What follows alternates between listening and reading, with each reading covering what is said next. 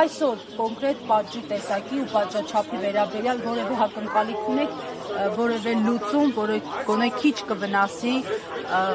սրբազան հորը, այն էլ առողջական խնդիրներ ունեցող հոգևորական։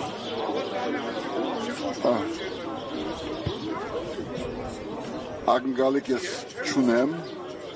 բայց մի բան կարող եմ ասել, որ եթե մինչ այս բոլորս հետևել ենք, գիտակցել ենք, քննադատել ենք եւ իգիտություն երբեք չենք ընդունել Հայաստանից արտարադատությունը, դատական համակարգի անկախությունը, ինքնուրույնությունը եւ իրավականությունը եւ նույնիսկ այս սրբազանի վերաբերյալ դատավճռից հետո այսօր եթե ինքը ազատ չարձակվի կոկել այս դատավորը իդեմս այս դատավորին եւ ամբողջ հայաստանյան դատական համակարգը ուղղակի դատապարտված է սրբազան եթե այսօր ֆիզիկապես ազատ չարձակվի անկախ նրանից առաջ ինչ է եղել ինչ բջիջ ես կարծում եմ որ սա կլինի դատական համակարգի բանդարգությունը եւ հայ ժողովրդի համար վերջի ահազանգը մյուս Բաքրատ Սրբազանի, պարոն Ղարաբեդյանի եւ բոլոր քաղաքական բանդարգալների զուգահեռ։ Հրավառություն չեմ սպասում, բայց սպասում եմ, որ Հայաստանը բահի մարդկայնության եւ իրավականության վերջի գացիլը եւ եթե դա այսօր գործրեց կոնկրետ այս երդասարդ դատավորին եւ իր բոլոր գոլեգաները մեծ ու փոքր գլին դատապարտված հայոց պատմության մեջ։ Հույս կա, որ դատավորը որոշի ազատ արձակել Սրբազանին, այդպիսի հույս կա ձեր մոտ։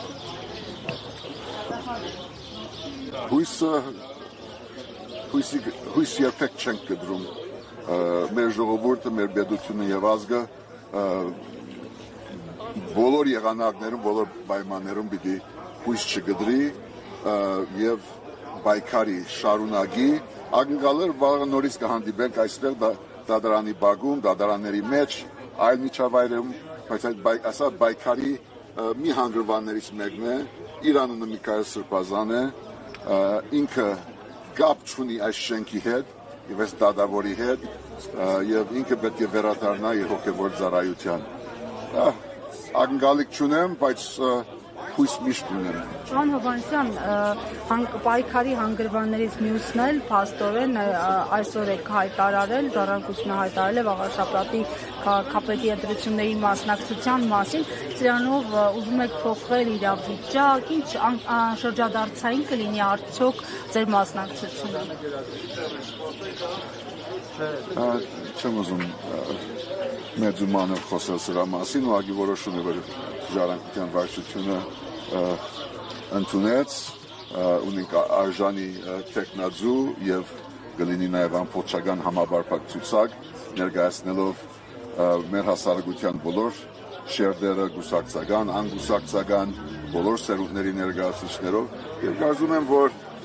չասեք շրջադարձային, բայց ինքը նաեւ մենք մեր դերակատարում կգադարենք որ բեգումնային լինի եւ մաս կազմենք Էջմիածնում, Վաղարշապատում այս իշխանության փոփոխության եւ սա թող հիմք կլինի ընդհանրապես մեր